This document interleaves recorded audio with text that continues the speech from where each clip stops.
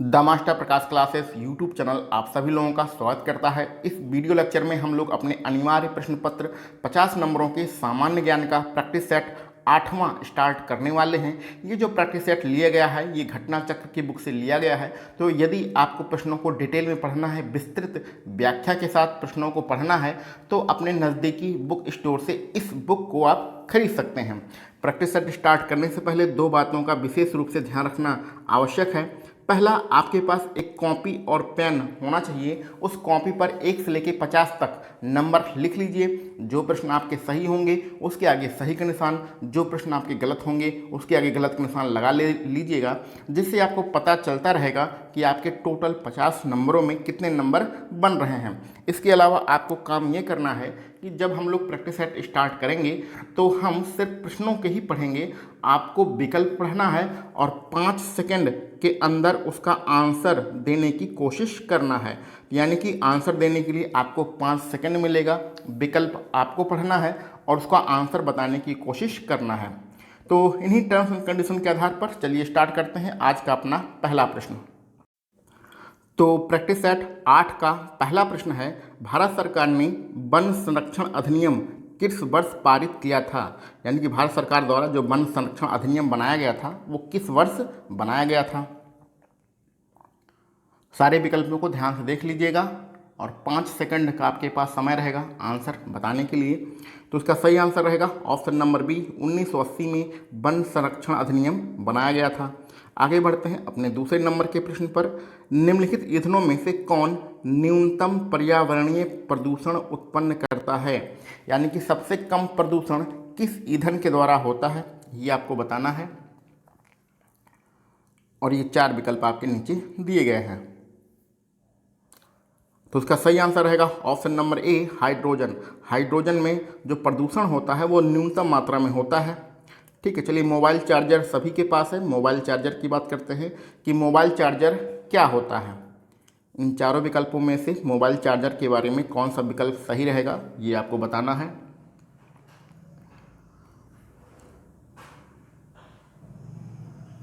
तो आपका सही आंसर रहेगा ऑप्शन नंबर डी, एक अपचाई ट्रांसफार्मर। जो मोबाइल चार्जर होता है एक अपचाई ट्रांसफार्मर के रूप में काम करता है। विज्ञान का बहुत ही खूबसूरत सा प्रश्न है, एक कटा हुआ हीरा जगमगाहट के साथ चमकता है। यानी कहने का मतलब ये है कि हीरे में जो चमक होती है वो विज्ञान की किस घटना के कारण होती है, यही आपको बताना है। कंफ्यूज मत होइएगा, सही आंसर करने की कोशिश करिए। तो उसका सही आंसर रहेगा ऑप्शन नंबर बी, जो हीरे की जगमगाहट होती है या चमक होती है वो पूर्ण आंतरिक परावर्तन के कारण होती है। ठीक है, आगे बढ़ते हैं 5वें नंबर के प्रश्न पर। निम्नलिखित में से कौन सा एक पदार्थ प्राकृतिक बहुलक है? आपको बताना है इन चारों ऑप्शन में कौन सा एक प्राकृतिक बहुलक है। आसान प्रश्न है, कोई बहुत ज़्यादा कठिन प्रश्न नहीं है इस प्रैक्टिस सेट में। तो इस प्रश्न का सही आंसर रहेगा ऑप्शन नंबर बी, रेशम। रेशम एक प्राकृतिक बहुलक होता है। आगे हम लोग यूरिया के बारे में पढ़ते हैं। यूरिया क्या है ये आपको बताना है। यूरिया सभी लोगों को पता है, यूरिया का हम लोग खाद के रूप में इस्तेमाल करते हैं अपने खेतों में।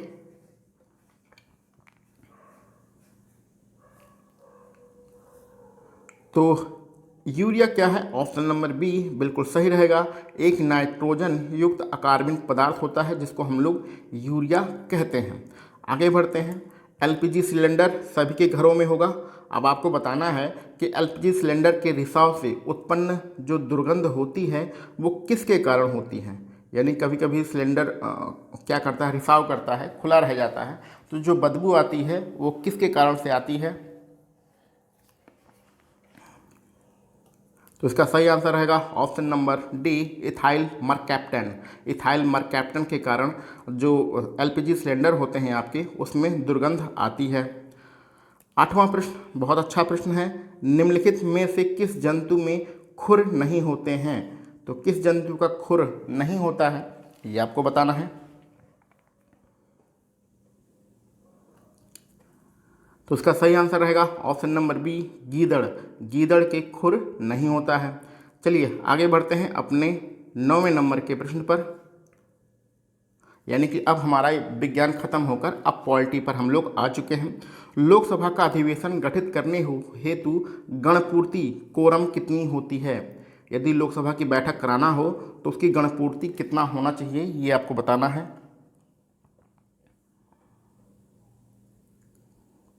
विकल्पों को ध्यान से देखिएगा, कंफ्यूज मत होइएगा। ऑप्शन नंबर बी इसमें बिल्कुल सही रहेगा। सदन के सदस्यों की कुल संख्या का 10वां भाग, जितना टोटल सदस्य होते हैं लोकसभा में उसका 10वां भाग गणपूर्ति कहलाता है। इतने लोग अगर उपस्थित होते हैं तभी लोकसभा का बैठक होती है, अथवा अगर ऐसा नहीं होता है तो बैठक को निरस्त कर दिया जाता है। ठीक है, ये थोड़ा प्रश्न बड़ा है इसलिए हमें इसको छोटा करना पड़ेगा, तो 1 मिनट का समय दीजिए। हाँ, यहाँ से आप देख सकते हैं नीचे 2 वाक्य लिखे गए हैं। ये थोड़ा सा बड़ा है इसलिए थोड़ा समझने की कोशिश करिएगा इसको। चुनाव की घोषणा होते ही राजनीतिक दलों को आचार संहिता का पालन करना होता है, ये अभिकथन ए है। और कथन आर में क्या कहा गया है? आचार संहिता को संसद ने अधिनियमित किया है, यानी कि संसद द्वारा बनाया जाता है। तो कथन 1 में है चुनाव की घोषणा होते ही राजनीतिक दलों को आदर्श आचार संहिता का पालन करना होता है। और कथन आर में है आदर्श आचार संहिता को संसद ने अधिनियमित किया जाता है। ठीक है, अब आपको बताना है कि इसमें क्या आपका सही रहेगा, क्या आपका गलत रहेगा, और नीचे आपके 4 विकल्प दिए गए हैं। तो नीचे वाले विकल्पों से कोई मतलब नहीं है। पहले ए और आर को जरा ध्यान से देख लीजिए। जो ए लिखा है वो बिल्कुल सही होता है कि चुनाव की घोषणा होते ही राजनीतिक दलों को आदर्श आचार संहिता का पालन करना होता है, ये तो बिल्कुल सही होता है। लेकिन जो आर में लिखा गया है कि आदर्श आचार संहिता को संसद ने अधिनियमित किया था, तो संसद द्वारा अधिनियमित नहीं किया जाता है, ये चुनाव आयोग द्वारा अधिनियमित किया जाता है। यानी इसमें जो नियम कानून होते हैं, टर्म्स एंड कंडीशंस होती हैं, वो चुनाव आयोग के द्वारा बनाया जाता है, संसद के द्वारा नहीं बनाया जाता है। इस प्रकार अभी कथन 1 तो हमारा सही है, लेकिन कथन आर हमारा गलत है। ये कहाँ पर मिल रहा है? ऑप्शन नंबर सी में आपको मिल रहा है। ए सत्य है पर आर असत्य है, ऑप्शन नंबर सी में मिल रहा है। इस प्रकार ऑप्शन नंबर सी आपका बिल्कुल सही रहेगा 10वें नंबर के प्रश्न के लिए। ठीक है, चलिए आगे बढ़ते हैं अपने 11वें नंबर के प्रश्न पर, और 1 मिनट का समय दीजिए। चलिए आगे बढ़ते हैं। राज्यसभा का सर्वप्रथम गठन किस वर्ष किया गया था? तो राज्यसभा का सबसे पहले जो गठन किया गया था वो किस वर्ष किया गया था, ये आपको बताना है।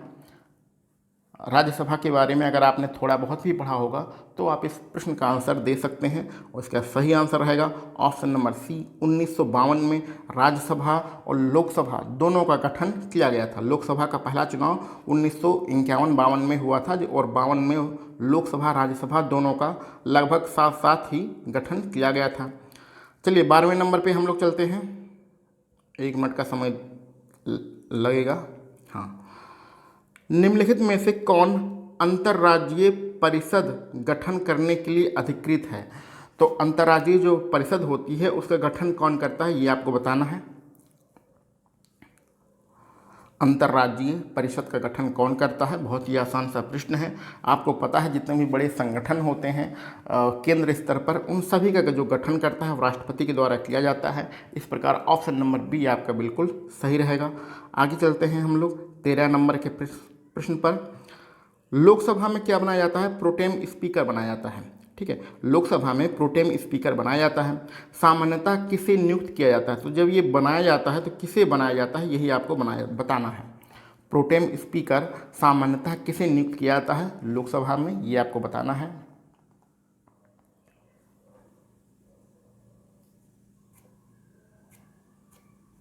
तो इसका सही आंसर रहेगा ऑप्शन नंबर सी। नवनिर्वाचित लोकसभा के वरिष्ठतम सदस्यों में से किसी एक सदस्य को प्रोटेम स्पीकर के रूप में नियुक्त किया जाता है, और ये कौन नियुक्त करता है? राष्ट्रपति इसे नियुक्त करता है। आगे बढ़ते हैं अपने 14 नंबर के प्रश्न पर। सामाजिक सुरक्षा अधिनियम जो कि 2018 में आया था के अंतर्गत प्रारंभ की गई राष्ट्रीय स्वास्थ्य बीमा योजना आच्छादित करती है। आपको बताना है राष्ट्रीय स्वास्थ्य बीमा योजना क्या क्या काम है और किन क्षेत्रों से ये संबंधित है, यही आपको बताना है इन 4 विकल्पों में से। तो उसका सही आंसर रहेगा राष्ट्रीय स्वास्थ्य बीमा योजना ऑप्शन नंबर सी, केवल असंगठित क्षेत्र के श्रमिकों को आच्छादित करती है, यानी केवल असंगठित क्षेत्र के श्रमिकों के लिए यह राष्ट्रीय स्वास्थ्य बीमा योजना बनाई गई है।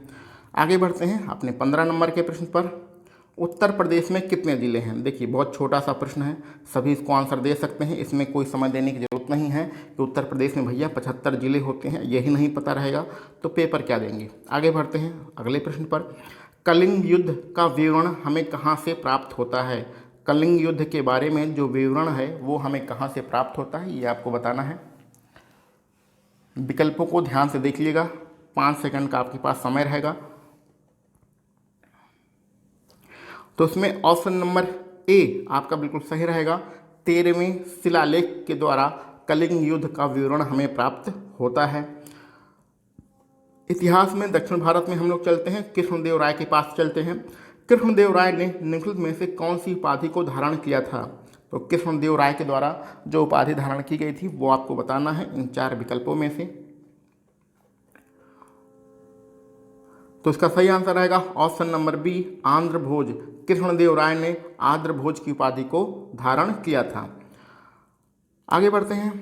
गुलाम का गुलाम किसे कहा जाता है? गुलाम का गुलाम किसे कहा जाता है ये आपको बताना है। सल्तनत काल की यहाँ पर बात हो रही है। तो 18वें नंबर का जो हमारा आंसर रहेगा ऑप्शन नंबर डी रहेगा, इल्तुतमिश को गुलामों का गुलाम कहा जाता है। आगे बढ़ते हैं 19 नंबर के प्रश्न पर। किस वर्ष बाबर ने सुल्तान इब्राहिम लोदी को पानीपत की लड़ाई में पराजित किया था? और ये पानीपत का पहला युद्ध था, इसलिए प्रथम पानीपत युद्ध भी इसे कहते हैं, जिसमें बाबर और इब्राहिम लोदी की लड़ाई हुई थी। और ये किस वर्ष हुई थी ये आपको बताना है।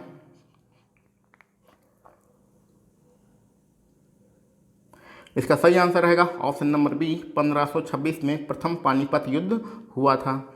आगे बढ़ते हैं 30वें नंबर पे। नेलांग घाटी किस राज्य में स्थित है? नेलांग घाटी कहाँ पर है ये आपको बताना है। नेलांग घाटी जो है वो उत्तराखंड में है, ऑप्शन नंबर डी इसका बिल्कुल सही रहेगा। 21 नंबर पे चलते हैं। निम्नलिखित दर्रों में से किससे होकर लेह जाने का रास्ता बनता है? तो अगर आपको लेह जाना है तो किस दर्रे को पार करना पड़ेगा ये आपको बताना है। ऑप्शन नंबर ए यहाँ पर बिल्कुल सही रहेगा, जोजिला दर्रा लेह जाने के लिए रास्ता बनाता है। 22 नंबर के प्रश्न पर चलते हैं। भारतीय प्रायद्वीप की सबसे ऊंची चोटी कौन सी है? अब कुछ लोग यहाँ पर कंफ्यूज हो जाएंगे क्योंकि यहाँ पर लिखा है भारतीय प्रायद्वीप। तो भारतीय प्रायद्वीप का मतलब होता है दक्षिण भारत। दक्षिण भारत की सबसे ऊंची चोटी कौन सी है यही यहाँ पर पूछा जा रहा है। दक्षिण भारत को हम लोग भारतीय प्रायद्वीप भी कहते हैं। अब प्रश्न आपके लिए आसान हो गया है, आंसर देने की कोशिश करिएगा। तो इसका सही आंसर रहेगा ऑप्शन नंबर बी, अनाई मुदी। तो अन्नामलाई पर्वत पर जो अनाई मुदी चोटी है वो प्रायद्वीपीय भारत की सबसे ऊंची चोटी है। 30 नंबर पे चलते हैं, 23 नंबर पे चलते हैं। भारत में निम्नलिखित में से कौन सा राज्य देश का 70% से अधिक कॉफ़ी अकेले पैदा करता है? तो 70% से अधिक कॉफ़ी का उत्पादन किस राज्य में होता है ये आपको बताना है। बहुत ही आसान सा इसका आंसर होना चाहिए और सभी लोग इसका आंसर दे सकें ऐसी हमें उम्मीद है। इसका सही आंसर रहेगा option number D, Karnataka. Karnataka राज्य अपने देश में 70% से अधिक कॉफ़ी का उत्पादन करता है। एक तेल शोधक कारखाना है जिसका नाम है तातीकापा। तातीकापा तेल शोधक कारखाना कहाँ पर है ये आपको बताना है। तातीकापा तेल शोधक कारखाना कहाँ पर है? तो ये जो तेल शोधक कारखाना है option number D, Andhra Pradesh में है, ये आपका बिल्कुल सही रहेगा। आगे बढ़ते हैं 25 नंबर के प्रश्न पर। सर्वाधिक जैव विविधता कहाँ पर पाई जाती है? तो जो सबसे ज़्यादा जैव विविधता है वो कहाँ पर पाई जाती है ये आपको बताना है। चारों विकल्पों को ध्यान से देखिएगा और सही आंसर करने की कोशिश करिए। तो सर्वाधिक जो जैव विविधता है ऑप्शन नंबर सी, उष्णकटिबंधीय वर्षा वनों में पाई जाती है। आगे बढ़ते हैं। उर्वरक के अत्यधिक प्रयोग से क्या होता है? जो उर्वरक हम लोग अपने खेतों में प्रयोग करते हैं अगर उसका सबसे ज़्यादा प्रयोग करें तो हमें क्या नुकसान होगा ये आपको बताना है। इन 4 विकल्पों में से कौन सा विकल्प सही होगा। तो 26वें नंबर में जो हमारा आंसर रहेगा वो उपर्युक्त सभी होगा, यानी कि उर्वरक के प्रयोग से मृदा, जल और वायु तीनों प्रकार के प्रदूषण होते हैं। आगे बढ़ते हैं 27 नंबर के प्रश्न पर। निम्नलिखित में से कौन कृत्रिम पारिस्थितिकी तंत्र का निर्माण करता है।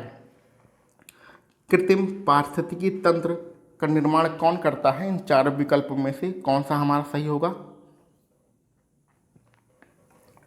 तो 27 नंबर में जो हमारा सही होगा वो ऑप्शन नंबर ए होगा। धान के खेत जो होते हैं वो कृत्रिम पारिस्थितिकी तंत्र होते हैं, क्योंकि धान खेत मनुष्य द्वारा बनाए जाते हैं। आगे बढ़ते हैं 28 नंबर पर। प्रश्नों को एक बार देखिए और 1 मिनट का मुझे समय दीजिए।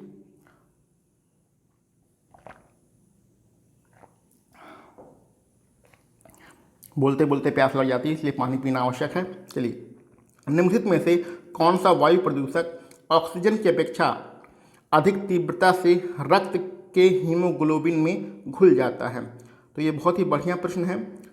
ठीक है, देखो हमारे जो रक्त होता है, जो खून होता है, उसमें ऑक्सीजन घुली रहती है, लेकिन हम लोग जब सांस लेते हैं तो ऑक्सीजन के साथ एक गैस होती है, हानिकारक गैस होती है, जो कि हमारे शरीर के अंदर चली जाती है और वो क्या करती है कि ऑक्सीजन की अपेक्षा बहुत तेज़ स्पीड में हमारे रक्त में जो हीमोग्लोबिन होता है उसमें घुल जाती है और हमारे फेफड़ों को, हमारे हृदय को, हमारे शरीर को नुकसान पहुंचाती है। तो वो कौन सी गैस होती है, वो कौन सी हानिकारक गैस है, यही आपको बताना है। तो इसका सही आंसर रहेगा option number C, carbon monoxide. Carbon monoxide रक्त का जो हीमोग्लोबिन होता है उसमें ऑक्सीजन की अपेक्षा बहुत तेज स्पीड में घुलती है। आगे बढ़ते हैं 29 नंबर के प्रश्न पर। अच्छा चलिए, यहीं पर हम लोग इसको सेट कर लेते हैं। देखिए इसमें क्या लिखा है, इसमें एक तरफ हमारे कुछ महान व्यक्तियों के नाम लिखे गए हैं, दूसरी तरफ उनके आंदोलन लिखे गए हैं। तो इसमें आपको बताना है कि किससे कौन सा आंदोलन संबंधित है, सही निशान लगाना है। और ये पीसीएस में जिस तरह के प्रश्न आते हैं उसी तरह से यहाँ पर बताया गया है, प्रश्नों को छोटा कर दिया गया है। अब आप यहाँ पर आंसर दे सकते हैं। तो विकल्प ए बी सी डी में से चारों में से एक आंसर देने की कोशिश करिए और विकल्पों को ज़रा ध्यान से देखिएगा।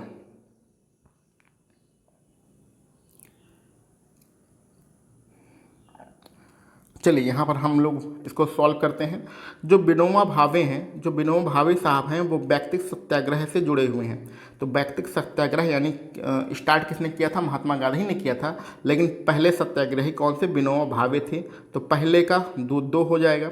बीजी तिलक, तिलक साहब जो थे उन्होंने क्या किया था, होम रूल आंदोलन किया था, यानी दूसरे का फर्स्ट हो जाएगा। अरुणा आसिफ अली किससे जुड़ी हैं, ये सिर्फ एक आंदोलन से जुड़ी हैं जिसका नाम है भारत छोड़ो आंदोलन। और एक बचा सरोजनी नायडू, ये कहाँ जाएंगी, ऑप्शन नंबर 3 पे जाएंगी, धरसना रेड। ठीक है, तो इस प्रकार विकल्प नंबर जो ए होगा ये आपका बिल्कुल सही रहेगा। दूसरे का फर्स्ट, बी का फर्स्ट सॉरी ए का सेकंड होगा, बी का फर्स्ट होगा, सी का फोर्थ होगा और डी का 3 होगा। विकल्प जो आपका पहला रहेगा वो आपका बिल्कुल सही रहेगा। ठीक है, बहुत अच्छा प्रश्न था। इस प्रकार के प्रश्न भी आपके परीक्षा में आ सकते हैं। अब हम लोग अपने नॉर्मल प्रश्नों पर चलते हैं। काकोरी केस के अभियुक्तों के बचाव हेतु किसकी अध्यक्षता में एक समिति का गठन किया गया था। तो काकोरी जो कांड हुआ था उसमें अभियुक्त जो थे उनको बचाने के लिए किसकी अध्यक्षता में एक समिति का गठन हुआ था, ये आपको बताना है। तो 30 प्रश्न का जो सही आंसर रहेगा ऑप्शन नंबर बी रहेगा। गोविंद बल्लभ पंत के नेतृत्व में एक कमेटी का गठन किया गया था। आगे बढ़ते हैं 31 नंबर के प्रश्न पर। भारतीय स्वाधीनता विधेयक को राजकीय स्वीकृति कब प्राप्त हुई थी। तो भारतीय स्वतंत्रता जो विधेयक था वो कहाँ पर, इंग्लैंड में पेश किया गया था, इंग्लैंड की संसद में पेश किया गया था और उसे राजकीय स्वीकृति कब मिली थी ये आपको बताना है। तारीख आपको पता होना चाहिए। सन तो आपको पता है 1947, लेकिन तारीख आपको पता होना चाहिए। इसका सही आंसर रहेगा 18 जुलाई 1947। 18 जुलाई 1947 इसका सही आंसर रहेगा। एक पुस्तक है जिसका नाम है the man who divided India. The man who divided India, इस पुस्तक के लेखक कौन है। तो 32वें प्रश्न में जो सही आंसर रहेगा ऑप्शन नंबर सी, रफ़ीक ज़कारिया इस पुस्तक के लेखक हैं। आगे 33 नंबर पर चलते हैं। थोड़ा सा यहाँ प्रिंट गड़बड़ है, लेकिन आप समझ लीजिएगा। एशिया का सबसे बड़ा स्वर्ण बाजार कहाँ पर है? एशिया का सबसे बड़ा स्वर्ण बाजार कहाँ पर है, ये आपको बताना है। तो जो एशिया का सबसे बड़ा स्वर्ण बाजार है वो ऑप्शन नंबर सी, काठमांडू आपका बिल्कुल सही रहेगा।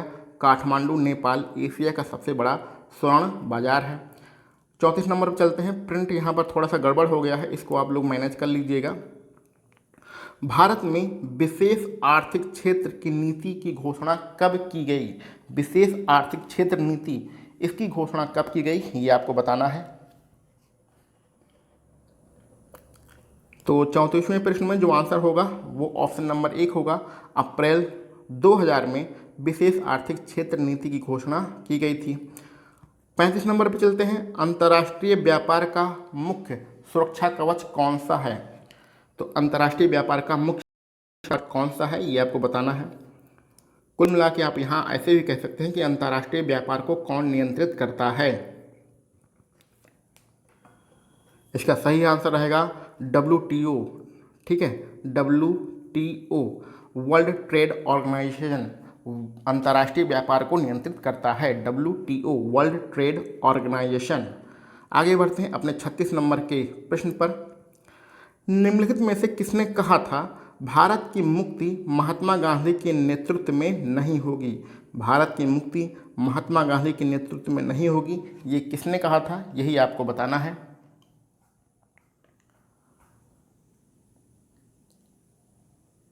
तो 36वें प्रश्न में जो सही आंसर रहेगा ऑप्शन नंबर डी रहेगा। सुभाष चंद्र बोस ने कहा था कि भारत की मुक्ति महात्मा गांधी के नेतृत्व में नहीं होगी। आगे बढ़ते हैं 37 नंबर पर। केंद्रीय ग्लास एवं सिरेमिक अनुसंधान संस्थान कहाँ पर स्थित है? केंद्रीय ग्लास एवं सिरेमिक अनुसंधान संस्थान कहाँ पर है, ये आपको बताना है। आसान प्रश्न है, आज कोई बहुत ज़्यादा कठिन प्रश्न नहीं मिले हैं। तो 37 नंबर में जो हमारा ऑप्शन नंबर डी होगा खुर्जा, वो बिल्कुल सही रहेगा। अब हम लोग चलते हैं अपने करंट अफेयर्स पर। इसके आगे के जो प्रश्न हैं वो करंट अफेयर के प्रश्न हैं।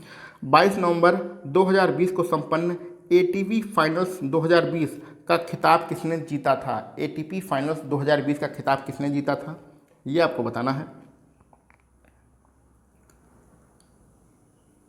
तो इसका सही आंसर रहेगा option number B, Daniil Medvedev.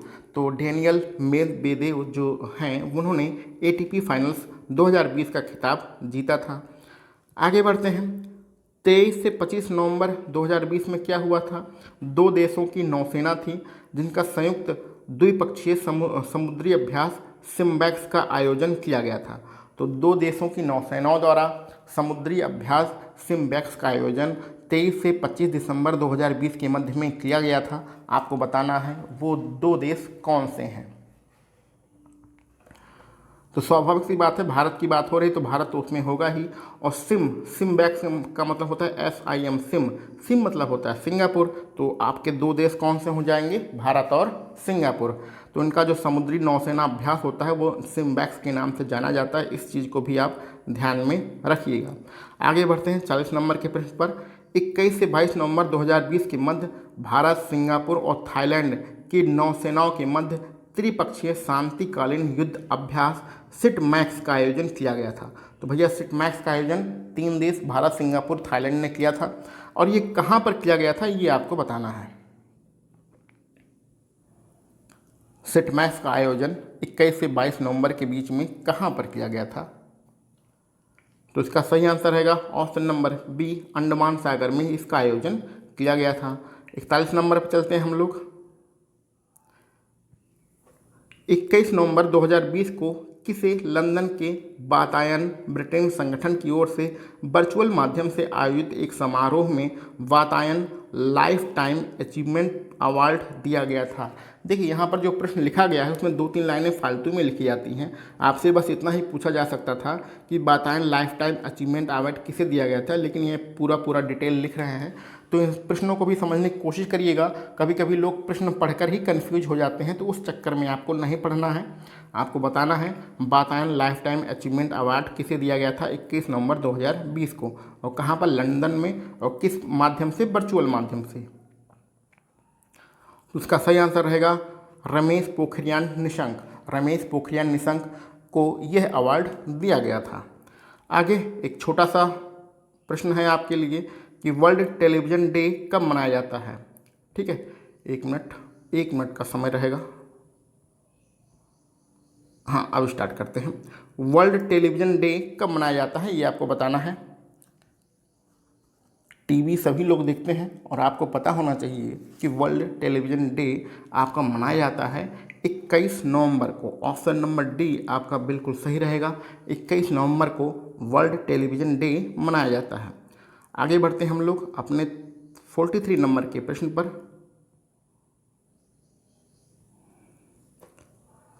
नवंबर 2020 में जारी प्रेस विज्ञप्ति के अनुसार एशिया की पहली सौर ऊर्जा सक्षम टेक्सटाइल मिल कहाँ पर शुरू की गई थी। सौर ऊर्जा से चलने वाली टेक्सटाइल मिल यानी सूती कपड़े की जो मिल है वो कहाँ पर शुरू किया गया था, ये आपको बताना है। और ये घटना कब की है, नवंबर 2020 की है। तो सौर ऊर्जा से चलने वाली जो सूती कपड़े की मिल है, टेक्सटाइल मिल है, उसे ऑप्शन नंबर बी महाराष्ट्र में शुरू किया गया था। ठीक है, तो इसका ऑप्शन नंबर बी बिल्कुल सही रहेगा 43 नंबर के प्रश्न में। अब हम चलते हैं 44 नंबर पर। यहाँ पर आप देख रहे हैं ये रीजनिंग का प्रश्न है। 45 नंबर, 46 और उसके बाद 47 कैलेंडर है।